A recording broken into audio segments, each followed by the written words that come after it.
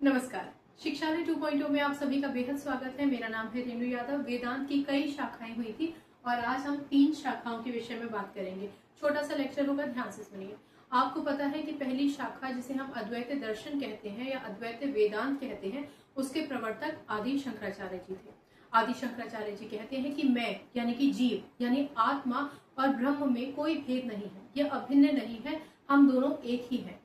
मैं और ब्रह्म एक ही है। यानी ये कहते हैं कि आत्मा और ब्रह्म अभिन्न है। आदि शंकराचार्य जी ने ये ज्ञान दिया था। और आपको पता है कि जब ये ब्रह्म कहते हैं तो ब्रह्म का मतलब ब्रह्मा देवता नहीं है, ब्रह्म का मतलब ब्रह्मांड भी नहीं है, ब्रह्म का मतलब है अल्टीमेट रियलिटी। उस अल्टीमेट रियलिटी के लिए कई शब्दों का प्रयोग आप किताबों में देखेंगे। मैं चाहूंगी कि आप एक बार देख भी लीजिए कि ब्रह्म को कई जगहों पर आप निर्विकार इस शब्द से भी संबोधित देखेंगे।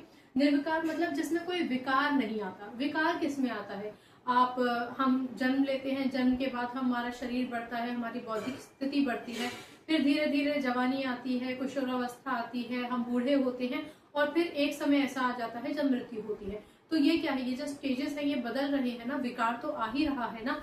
लेकिन ब्रह्म निर्विकार है, इसमें कोई विकार नहीं होता है। ठीक, कोई इसमें कुछ मिलावटी नहीं है, कोई विकार नहीं है, एकदम परम सत्य है। ये निर्गुण है। निर्गुण का मतलब ना तो इसमें रजस है, ना सत्व है और ना ही इसमें तमस है। तीनों गुणों से परे है, इसका मतलब निर्गुण है। निराकार है, कोई आकार नहीं है। असीम है। जो ससीम हो जाए उसको आप जीव कह सकते हो, उसको आप परिभाषा दे सकते हैं। लेकिन जो असीम है, जिसका कोई विस्तार ही नहीं है, आपको पता ही नहीं है ये कितना बड़ा है, उसको आप ब्रह्म कहेंगे। यानी ब्रह्म असीम भी है, अविनाशी भी है, इसका नाश नहीं किया जा सकता। अखंड है, नित्य है, अद्वितीय है, शुद्ध चेतना है। शुद्ध चेतना का मतलब क्या है? जो साक्षी है। साक्षी का मतलब जो शरीर, मन और विचारों और भावनाओं को अनुभव तो कर रही है, सिर्फ साक्षी है। हम कहते हैं ना हमारी आत्मा साक्षी है, वो सब देख रही है, पार्टिसिपेट नहीं कर रही है, वो देख रही है। इसीलिए जब आप अद्वैत दर्शन पढ़ते हैं तो आप ये भी कहेंगे या फिर ये भी पढ़ेंगे कि शुद्ध चेतना ही ब्रह्म है। ठीक है, तो अब आप समझ गए पूरा ब्रह्म। अल्टीमेटली जो सार था या जो सार है वो ये है कि मैं और ब्रह्म एक ही है। जब आप ऐसा कहते हैं तो आप कहेंगे कि ज्ञान ही आपकी मुख्य साधना है। यानी ज्ञान से ही आप मोक्ष तक पहुंच जाएंगे। मोक्ष का मतलब जहां पर आप बिल्कुल मैं वही की कोई भेद नहीं रहेगा, मैं और ब्रह्म एक ही हो जाएंगे। तो वो जो परम सीमा आ जाती है वो ज्ञान के जरिए आती है। फिर ये जो जगत है, जो जगत हमें दिखाई दे रहा है, वो माया की वजह से दिखाई देता है। अब यहाँ एक छोटा सा पॉज लीजिए और समझिए माया क्या है। वो भ्रम जो हमें हो जाता है वो माया है। एक अंधेरा कमरा, उसमें एक रस्सी पड़ी थी और आप गए, रस्सी से आपका पांव टकराया और आपको लगा कि अरे सांप है, जबकि वो असल में रस्सी थी। बिजली जलाई तो आपने देखा कि अरे ये तो रस्सी थी। भ्रम टूट गया, माया वहीं पर विलुप्त हो गई। या फिर अगर आप एक सपना देख रहे होते हैं तो उस सपने में आप स्वयं होते हैं कई बार, और हो सकता है कि आप किसी विषम स्थिति में फंस गए हो, आप घबरा रहे हैं, हो सकता है आपको पसीना आ रहा है, हो सकता है कि आपकी व्याकुलता बहुत बढ़ गई है और अचानक से आपका सपना टूटा और आपने रियलाइज किया कि अरे ये तो सपना ही है। तो जब आप शंकराचार्य जी का अद्वैत वेदांत के विषय में बात करते हैं तो आप याद रखिए कि ब्रह्म आपका परमार्थिक सत्य है। परमार्थिक सत्य का मतलब यही अंतिम सत्य है, यही अपरिवर्तनशील सत्य है। जिस सत्य में कोई परिवर्तन ना आ जाए, सत्य में कोई परिवर्तन जब ना आए तो वही कहलाया जाएगा आपका परमार्थिक सत्य, और ये अद्वैत ही है। तो आप सोचेंगे कि सत्य में बदलाव कैसे आता है? अरे जब आपने सपना देखा, ठीक है, जब आप सपना देख रहे थे तो प्रातिभाषिक सत्य था, वो आपको लग रहा था कि ये सत्य ही है, तभी तो आप घबराकर उठ गए। तो ये जो संसार आपने देखा वो असल में आपको सत्य लग रहा था, लेकिन वो है क्या? वो भ्रमित करने वाली एक स्टेज थी जो आपने सपने में देखी। उस सत्य को आप बोलेंगे प्रातिभाषिक सत्य। यानी बेसिकली जो भ्रम के कारण सत्य लगे, ऐसा ही सत्य आपको तब लगता है जब रस्सी पड़ी होती है और बाद में आप रियलाइज करते हैं कि जिस रस्सी को मैं साफ समझ बैठा था वो तो असल में रस्सी थी। सिमिलरली एक और व्यवहारिक सत्य होता है। हम इस दुनिया में रहते हैं, हमें रिश्ते नाते निभाने होते हैं, अपने स्कूल कॉलेज जाना होता है, अपने प्रोफेशन में काम करना होता है, लोगों के साथ अपना रिश्ता निभाना होता है। तो ये जो पारिवारिक और सामाजिक रिश्ते हम निभाते हैं, जो सत्य हम देखते हैं, जो हमें लगता है ये हमारी दुनिया है जिसमें हम जी रहे हैं, ये भी एक सत्य है जिसे आप व्यवहारिक सत्य कहते हैं। लेकिन सपने वाला सत्य जिसे आप प्रातिभाषिक बोलते हैं और व्यवहारिक सत्य जो आप संसार में निभाते हैं, उसके परे भी एक सत्य है, वो है पारमार्थिक सत्य। पारमार्थिक सत्य का विषय हमने क्यों लिया? क्योंकि जब हम ये कहते हैं कि माया एक भ्रम है, तो इसका मतलब कि जब आपको लगा कि अरे सपना तो एक भ्रम था, ठीक है, तो फिर आप एक ऐसी स्टेज में भी पहुंचते हैं जहां आपको लगता है कि ये जो जीवन में जी रहा हूं ये भी एक भ्रम ही है, ये माया का रचा हुआ है, ये असल में है नहीं।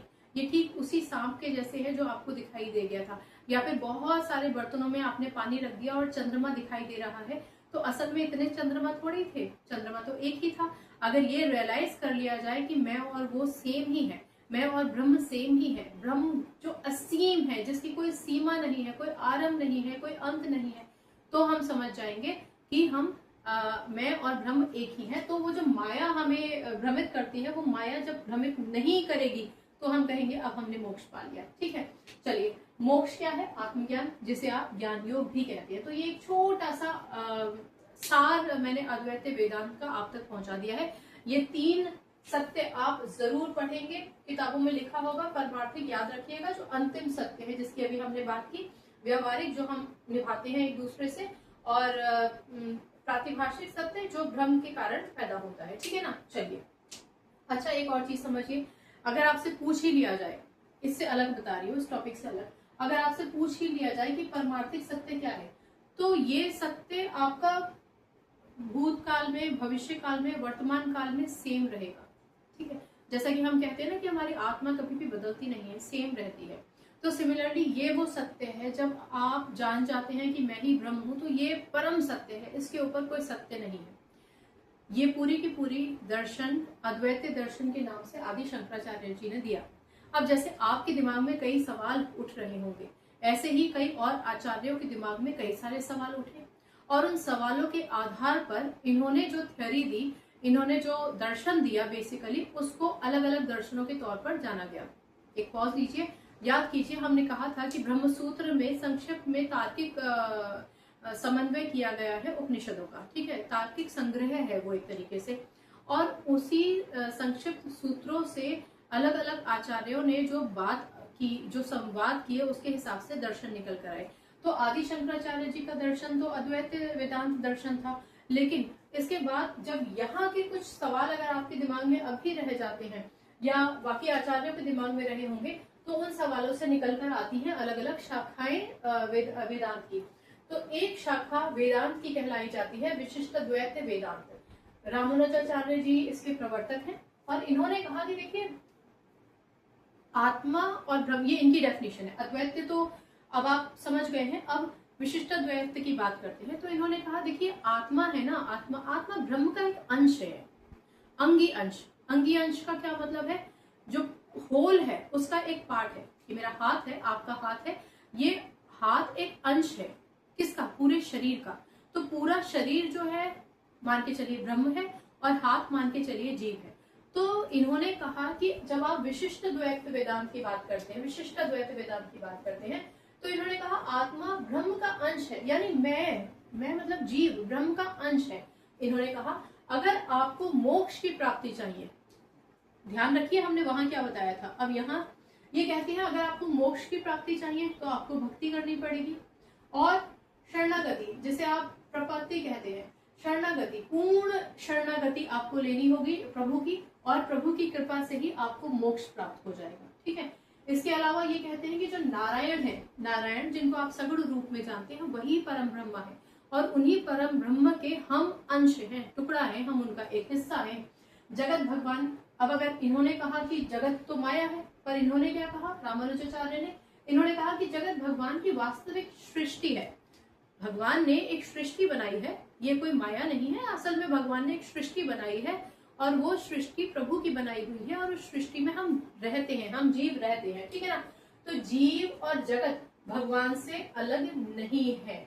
मोक्ष कैसे मिलेगा? रामानुजाचार्य के विशिष्ट वेदांत के हिसाब से मोक्ष हमें मिलेगा भक्ति से, भगवान की कृपा से, और प्रपत्ति, यानी कि पूर्ण शरणागति प्रभु के चरणों में हो जाएगी तो हमें मोक्ष मिल जाएगा। क्लियर हो गया? बहुत ही सिंपल था। ठीक है, चलिए अब आगे बढ़ते हैं, द्वैत वेदांत के विषय में जानते हैं। द्वैत वेदांत माधवाचार्य जी ने दिया था, आचार्य थी माधवाचार्य जी ने दिया था।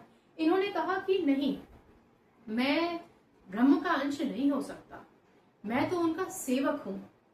ठीक है, जैसे कि एक प्रजा में राजा है और राजा का खुद का पुत्र भी है, तो पुत्र अगर ये कहे कि मैं इनका अंश नहीं हो सकता, मैं इनका सेवक हूं, मैं तो इनका सेवक हूं, ये तो मेरे राजा है, मेरी प्रजा के राजा है। तो सिमिलरली द्वैत सिद्धांत, द्वैत मतलब ड्युअलिज्म, ड्युअलिज्म मतलब दो, दो मतलब तुम और मैं अलग अलग है। तो इन्होंने कहा कि मैं भगवान का भक्त हूं, यानी आत्मा और ब्रह्म सदा ही अलग है, आज भी अलग है, कल भी अलग थे और सदैव अलग रहेंगे। ऐसा हो ही नहीं सकता कि आत्मा और ब्रह्म एक हो जाए, आत्मा यानी जीव और ब्रह्म एक हो जाए। ठीक है, इन्होंने कहा अगर मोक्ष चाहिए आपको तो भगवान विष्णु की कृपा और भक्ति से आपको मोक्ष मिल सकता है, इसके अलावा तो कोई रास्ता नहीं है।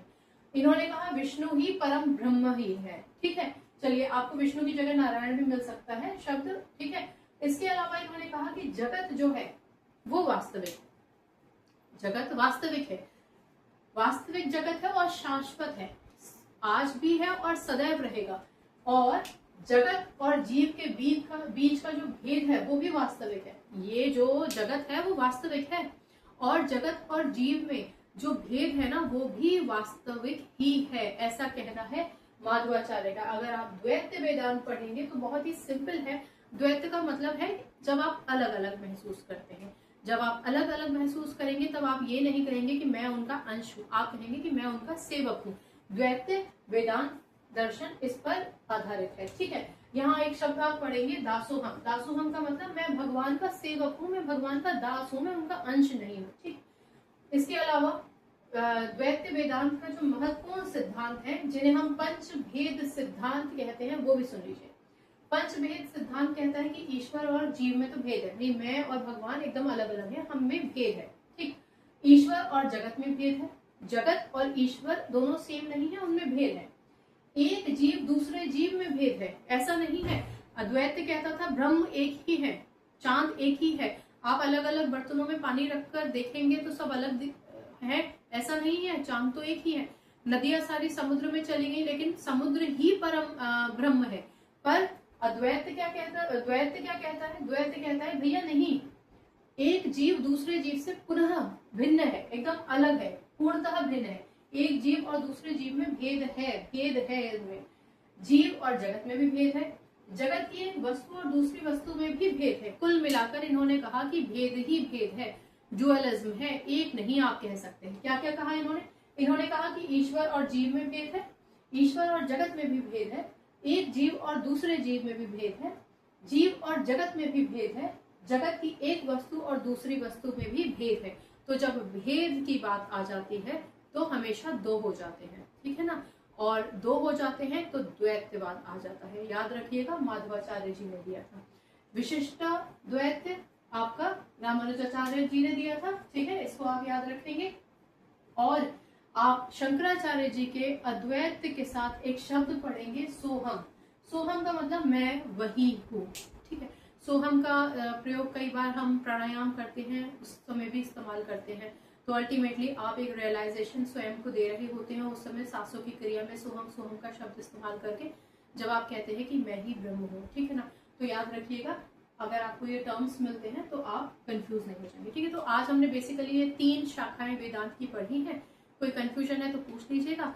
बाकी शिक्षा सब्जेक्ट से अपनी समझ अच्छी बनाइए, शिक्षालय 2.0 आइए। और मैं एक बात और कहना चाहूंगी, कुछ बच्चों ने मुझे जब मैसेज किया तो शिक्षालय 2.0 चैनल हमने बनाया था, कुछ बच्चे अभी भी शिक्षालय जो एक डेडिकेटेड चैनल है साइंस और केमिस्ट्री के लिए, वहां जाकर एजुकेशन सब्जेक्ट के टॉपिक्स या फिर कंटेंट सर्च कर रहे हैं। आप यहाँ पर देखिए, कुछ टॉपिक्स जो वहां पर थे वो वही हैं, लेकिन मैं कोशिश करूंगी कि उनको दोबारा से पढ़ा दूं। पर अब जितने भी डेडिकेटेड आपके चैप्टर्स होंगे वो सारा कंटेंट आपको इस प्लेटफॉर्म पर शिक्षालय 2.0 पे मिलेगा। ठीक है, अगली बार मिलने तक अपना ख्याल रखिए, खुश रहिए, सकारात्मक रहिए और आपकी जय हो, ऐसा काम जरूर कीजिए। नमस्कार।